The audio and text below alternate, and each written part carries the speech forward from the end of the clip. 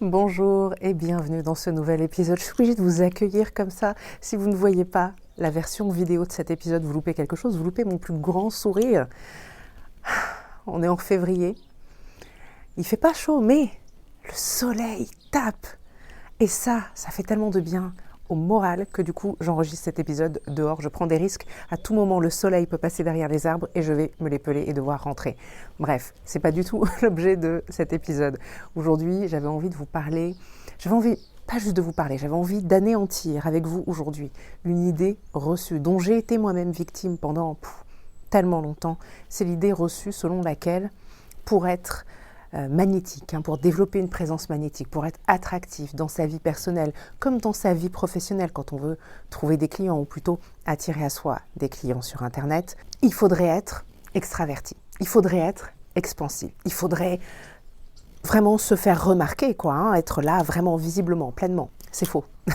Si c'est ce que tu as en tête, sache-le, c'est faux. Et on va parler en détail de pourquoi, on va parler en détail aujourd'hui de ce qui fait que quelqu'un a du charisme, ce qui fait que quelqu'un a une présence magnétique dans la vraie vie, sur Internet, que ce soit dans sa vie personnelle ou bien dans l'objectif d'attirer à soi sa clientèle idéale. Avant d'aller plus loin, si tu tombes sur cet épisode complètement par hasard, je me présente rapidement, je suis Joanne Tatam, une mystique pragmatique, mais pas que. Je suis coach, mentor, auteur, coach en empowerment féminin. J'accompagne des femmes créatives, des entrepreneurs spirituels, des artistes engagés. Je les aide à oser se rendre visibles en étant pleinement elles-mêmes et à développer et cultiver une présence magnétique, particulièrement en ligne, mais le travail qu'on fait en ligne, ça fonctionne aussi dans la vraie vie. Et puis, je suis consultante en communication digitale et personal branding pour entrepreneurs solo et artistes. Donc, tout est lié. Cette croyance selon laquelle pour être vraiment attractif et magnétique pour sa clientèle idéale, il faudrait être expansif, il faudrait être extraverti, etc. C'est une croyance qu'à la vie dure chez pas mal de mes clientes qui souvent sont assez réservées, voire timides, qui souvent sont introverties, voire très introverties, et qui ont du mal à communiquer. Parce que ce qu'elles voient sur Internet, en fait, ce sont... Alors quand elles se comparent à d'autres femmes, elles voient des femmes qui sont très à l'aise face caméra, qui sont qui participent à de nombreux événements, qui sont par monts et par vaux, qui font beaucoup de choses. Et rien que de voir ça, ça les épuise. Et je ne vais pas vous mentir, moi aussi, il y a une part de moi qui était un petit peu épuisée quand je voyais ça, à me dire ouais, c'est génial tout ça, mais est-ce que je veux leur vie ? Non, ça a l'air épuisant tout ce qu'elles font. Et la vérité, c'est que j'avais pas conscience que c'était une chose que je faisais naturellement avant. Car oui, je suis une introvertie, je suis une ancienne grande timide, plutôt de nature réservée d'ailleurs dans ma vie personnelle, quand je rencontre des gens pour la première fois. Sauf rares exceptions où vous n'allez pas me voir parler à tout le monde et aller me mélanger avec tout le monde. Je ne suis pas du tout comme ça, je suis plutôt dans mon coin, j'aime pas le small talk, donc ça rend les choses plus compliquées. Les introvertis, on se sait, vous connaissez bien le problème. Parler juste pour parler, c'est pas ma came. Donc voilà, naturellement, plutôt sur la réserve, naturellement, plutôt dans l'écoute et l'observation que dans le je prends la place et on n'entend que moi, quoi. Ça dépend évidemment des situations, mais globalement, même si aujourd'hui je ne me décrirais pas comme quelqu'un de timide, je suis plutôt réservée, du moins avant de me sentir suffisamment à l'aise, et je suis complètement introvertie, même si j'apprécie de passer du temps aussi avec des gens, ça me fait du bien, ça me fait plaisir. Quand ce sont les bonnes personnes, on s'entend. Mais est-ce que pour autant, ça m'empêche d'être très présente sur Internet ? Est-ce que pour autant, ça m'empêche de faire des vidéos ? Est-ce que ça m'a empêché de faire des lives ? Est-ce que ça m'a empêché de faire des webinaires ? Est-ce que ça m'a empêché d'attirer à moi ma clientèle idéale ? Parce que non, je ne suis jamais allée à la pêche aux clients en DM. Je ne suis jamais allée à la pêche aux clients en faisant du networking. Je ne suis jamais allée à la pêche aux clients, en fait. En revanche, ce que j'ai découvert assez rapidement, c'est que quand on est introverti, avoir une présence en ligne active, communiquer sur Internet, ou plus précisément, partager sur Internet. Parce que communiquer, ça place tout de suite une espèce de pression qui vient se mettre. Oui, bon, on communique au quotidien dès qu'on s'exprime, hein, finalement. Mais quand je change les mots dans ma tête et que je me dis, bon, c'est pas l'histoire, je fais de la communication, stratégie, tout ça, mais simplement je partage. Je partage mes réflexions, je partage mes découvertes, je partage qui je suis. Là, c'est différent dans ma tête et c'est facile pour moi parce que je fais quelque chose qui me plaît, je le fais d'une façon qui me plaît, c'est-à-dire pas dans une salle avec des inconnus en train de faire du networking. Donc, ça marche pour moi. Très rapidement, j'ai réalisé qu'avoir une présence en ligne et communiquer en ligne, c'était du pain béni pour les introvertis, parce qu'on n'a plus à aller faire du networking, à aller parler, faire du small talk avec des gens. On a juste à partager ce qui nous tient à cœur, ce que l'on sait, ce qu'on a à cœur de partager, qui on est, ce qui nous anime, ce qui nous passionne. On a juste à faire ça, tout seul dans notre coin, dans le confort de notre maison. Franchement, si c'est pas merveilleux, il y a 100 ans, on aurait été un peu embêtés. Je dis 100 ans au hasard, j'ai pas réfléchi, mais avant Internet, en tout cas, on aurait été très très embêtés pour faire du business. Là, c'est beaucoup plus facile. Au-delà de ça, parce qu'évidemment, il y a un tas de façons. J'accompagne des personnes aussi, pour certaines, qui ne communiquent pas sur Internet. Hein. Donc, je vois aussi les différentes possibilités et je vois pour quel type de profil telle ou telle technique fonctionne. Et ici, on parle spécifiquement de communiquer sur Internet, en particulier quand on est introverti. Je vous le répète, c'est du pain béni. Quand on n'a pas l'habitude d'être présent en ligne, activement pour son activité et de communiquer pour son activité, et qu'on regarde les autres, on voit des personnes qui sont particulièrement à l'aise, qui sont plutôt expansives. Et on se dit qu'elles sont comme ça aussi dans la vraie vie.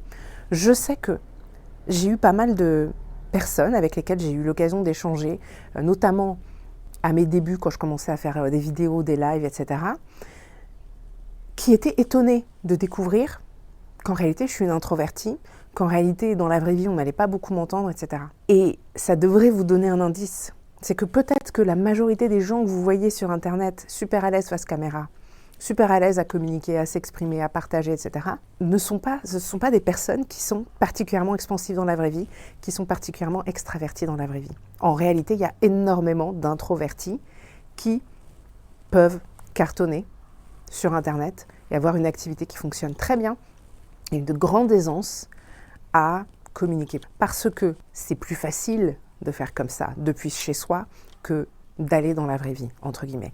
Mais aussi parce que ça nous donne l'opportunité d'être pleinement nous-mêmes, en fait. On est pleinement nous-mêmes, on peut recommencer plusieurs fois s'il le faut, et à mes débuts, je recommençais plusieurs fois mes vidéos. Aujourd'hui, je fais un petit peu de montage, donc s'il y a des cafouillages, parfois je laisse, parfois j'enlève, c'est pas un problème. Mais souvent, on a tendance à se dire, donc, je vois ces personnes qui sont à l'aise face caméra, je me dis qu'elles sont forcément expansives et extraverties dans la vraie vie. Et elles sont à l'aise avec l'idée de prendre beaucoup de place et se faire remarquer. Mais la réalité, c'est que ce n'est pas, contrairement aux idées reçues, prendre beaucoup de place et se faire remarquer qui te rend magnétique. C'est pas ça qui va te rendre magnétique, c'est pas ça qui constitue le charisme en fait. Ce n'est pas parce qu'on fait plus de bruit, qu'on s'agite dans tous les sens et qu'on prend vraiment de la place, et pas juste qu'on prend sa place, qu'on prend de la place, qu'on occupe beaucoup d'espace.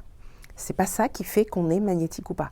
C'est pas pour cette raison apparente qu'on a plus de facilité à trouver des clients.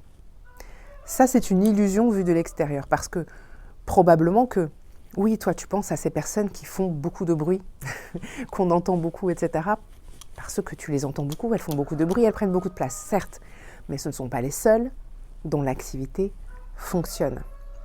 J'ai même envie de dire que les personnes qui sont plus discrètes, entre guillemets, dans leur communication, c'est-à-dire qui ont un rythme différent, qui prennent plus de temps, qui sont plus posées, naturellement. Je ne suis pas en train de parler de se forcer à être quelqu'un d'autre, mais qui simplement acceptent qui elles sont et qui communiquent de la façon dont c'est le plus naturel pour elles.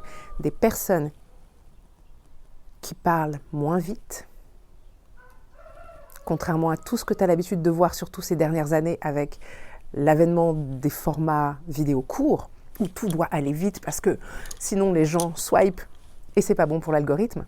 Donc forcément, on voit de plus en plus de gens qui parlent vite, qui vont droit au but, etc. Mais je peux t'assurer qu'il y a des tas de gens qui font l'exact inverse.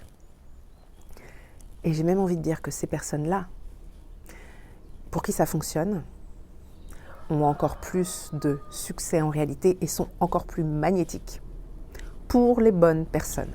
Parce que tu peux être super catchy, faire beaucoup de bruit, prendre beaucoup de place et oui, attirer l'attention de plein de monde. Mais la rapidité avec laquelle on arrive chez toi, elle est la même que la rapidité avec laquelle on peut swiper et passer à la prochaine personne. Quand tu arrives à attirer l'attention de quelqu'un, juste par ta présence, ton énergie, alors même que tu forces les gens à ralentir pour se concentrer sur ce que tu dis, ces personnes-là, elles ne vont pas swiper si vite pour passer au prochain contenu. Elles vont vouloir aller plus en profondeur avec toi. Et toi qui es là avec ton énergie plus d'introverti, avec ton énergie plus douce peut-être, entre guillemets, une énergie plus posée, tu as cette opportunité d'inviter les gens à aller plus en profondeur avec toi, pour peu que tu sois dans ton énergie telle que tu es toi. C'est extrêmement précieux et tu ne le réalises pas. Alors, il y a aussi des personnes comme moi qui peuvent parfaitement, à un moment donné, être en mode super excité, faire plus de bruit, bouger, etc. Et puis à d'autres moments, être un peu plus calme, parfois dans la même vidéo, parfois en fonction de où elles en sont dans leur cycle. C'est ok aussi, en réalité, c'est ok aussi. Parce que derrière tout ça, il y a une connexion qui se crée. Et la connexion qui se crée, c'est ce magnétisme, tu vois. Pense à un aimant qui attire, on repousse certaines personnes, principe de l'aimant, on repousse certaines personnes, on attire les personnes qui sont les plus alignées et on attire à soi, comme ça. C'est une connexion qui se fait. Alors évidemment, si vous n'avez pas la vidéo, vous n'avez que l'audio, je fais ce geste de la main tendue vers la caméra qui arrive ensuite vers moi. Il y a comme une espèce de ligne droite invisible, comme un fil invisible entre la personne en face et moi. C'est ça aussi, être attractive, être magnétique. Et la réalité derrière tout ça, c'est que avoir une présence magnétique, avoir du charisme, ça a tout à voir avec comment les gens se sentent en ta présence. Souviens-toi, on n'est pas juste là pour créer du contenu, faire du clickbait, etc. On est là pour développer une activité sur du long terme, sur la durée. Et donc, ce qu'on veut, c'est créer une relation qui va durer. Et pour ça, il ne s'agit pas juste d'appuyer sur tous les bons boutons, de réveiller les gens, de les rendre un peu, de les mettre un petit peu dans tous leurs états, parce qu'il se passe quoi au niveau du système nerveux de ces gens? Ils sont tout excités. Est-ce qu'ils se sentent mieux à moyen et long terme après avoir vu tes contenus s'ils sont surstimulés dans tous les sens? Pas sûr.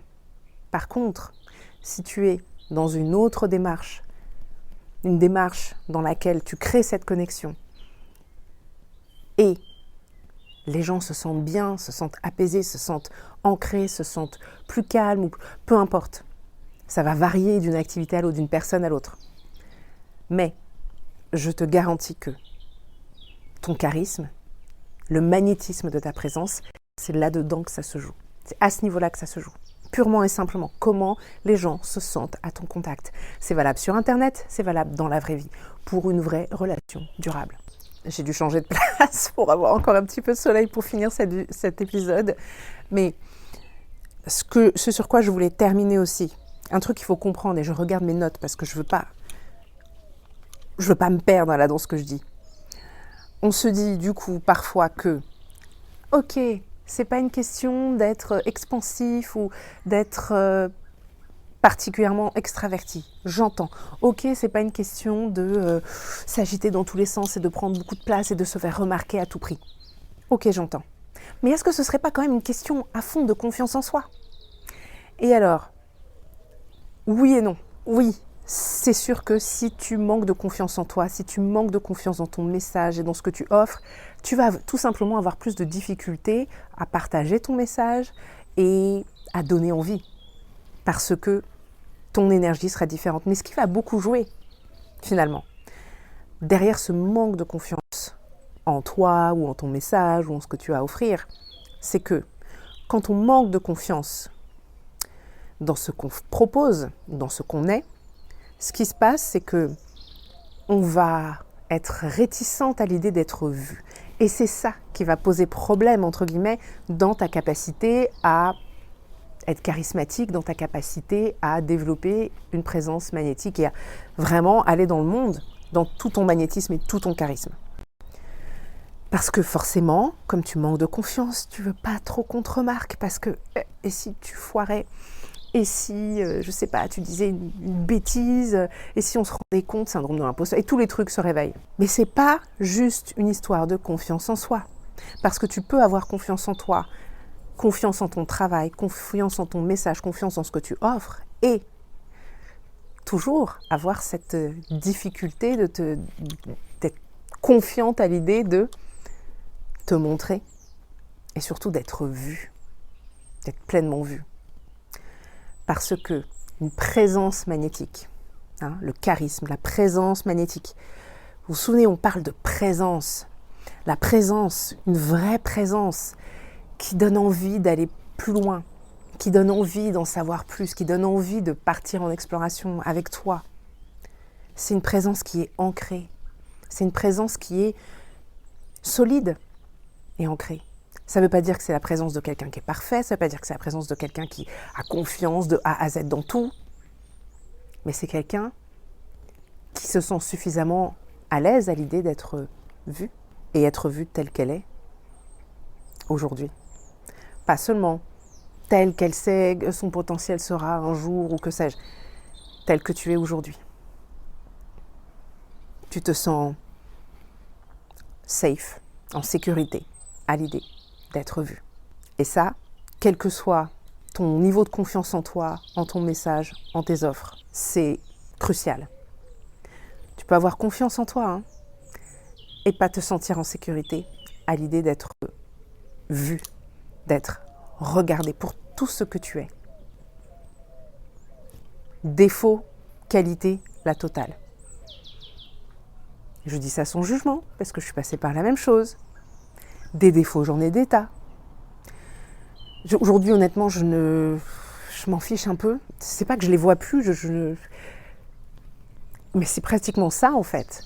C'est que je sais que je suis imparfaite, et je l'ai accepté. Parce que je sais que j'ai pas besoin d'être parfaite pour aider les autres. J'ai pas besoin d'être parfaite. Donc c'est ok. Et il m'a fallu du temps pour accepter mes imperfections, pour accepter mes travers, mes zones d'ombre, etc. Mais ça pourrait peut-être faire l'objet d'un autre épisode. Donc non, tu n'as absolument pas besoin d'être extravertie, d'être expansive, de prendre beaucoup de place, de t'agiter dans tous les sens, de parler très très vite ou parler très très fort. T'as pas besoin de tout ça. T'as besoin d'être confortable et en sécurité à l'idée d'être vue telle que tu es. Ça ne veut pas dire que tu vas mettre tes défauts en avant. Évidemment, les jours où je suis au 36e dessous, là, parce que je suis en syndrome prémenstruel, etc., je ne viens pas faire une vidéo quand je me sens comme ça. Non. Parce que je sais que ça va servir à rien. Je ne serai pas dans une énergie qui est suffisamment ancrée, solide. Je peux faire des vidéos quand je suis en plein syndrome prémenstruel. C'est pas ce que je suis en train de dire, mais si je me sens au 36e dessous, je ne vais pas venir en larmes. Pourquoi ? Je pourrais, pourquoi pas ? Je sens bien que ça ne ferait pas avancer le schmilblick, ça n'aiderait absolument personne, ni moi, ni vous, de faire ça. Donc je ne le fais pas. Mais qui dit finalement que c'est impossible de développer une activité en faisant ça ? Qui le dit ? Encore un autre débat, encore un autre sujet. Mais bon, on en parle régulièrement, des croyances. La carte du monde, on l'évoquait déjà la dernière fois, dans le dernier épisode. Ta carte du monde, ce que tu crois, tes certitudes, c'est ça qui détermine aussi en grande partie ta réalité. Évidemment, il y a les choses concrètes, les choses qui nous échappent, mais il y a beaucoup de choses qui se jouent là-dedans. Donc, souviens-toi, ce que tu dois privilégier, c'est ta capacité à être suffisamment à l'aise. Parce que là encore, je ne veux pas que tu vises la perfection, jamais. Juste, sois suffisamment à l'aise à l'idée d'être vu, regardé, écouté, suffisamment en sécurité, à minima, même si tu es imparfaite. Tu es un être humain, donc spoiler alert, tu es forcément imparfaite. Et c'est ok. Arrête évidemment de te comparer aux autres, parce que quand tu te compares aux autres, tu tires des conclusions sur la base de ce que tu vois. Tu imagines que les autres partent du même point que toi. Tu imagines que les autres sont plus expansifs, plus extravertis, etc. que toi. Pas forcément vrai. Pas forcément vrai. Elles sont peut-être juste plus à l'aise que toi, à se montrer plus à l'aise que toi, à faire des vidéos plus à l'aise que toi, à écrire. Mais la seule chose qui va faire vraiment bouger les lignes, c'est pas de te contenter du travail de développement personnel, parce que crois-moi, tu peux en faire pendant des décennies et ne pas faire avancer ton activité. Et ce sera l'objet d'un autre épisode, je pense, très très prochainement. Quoi qu'il arrive, c'est en faisant que tu vas construire ton sentiment de sécurité, ta confiance, ton charisme, ta présence. En faisant. Et pas en faisant une fois. Souviens-toi, c'est comme les abdos. C'est pas parce que tu fais des abdos une fois que tu vas avoir des abdos jusqu'à la fin de tes jours. C'est pas comme ça que ça marche. Sur ces bonnes paroles, parce que là, je sens que je peux partir dans tous les sens. Je suis dans une vibe là où, voilà, je peux partir dans tous les sens et on pourrait parler pendant des heures, mais on va s'arrêter là. De toute façon, le soleil va bientôt passer. Il est déjà en train de passer. Derrière, évidemment, j'ai encore un micro-cravate avec fil, donc je peux pas aller bien loin comme ça, mais le soleil me quitte. C'est à mon tour de te quitter. Je te dis à très vite pour un prochain épisode.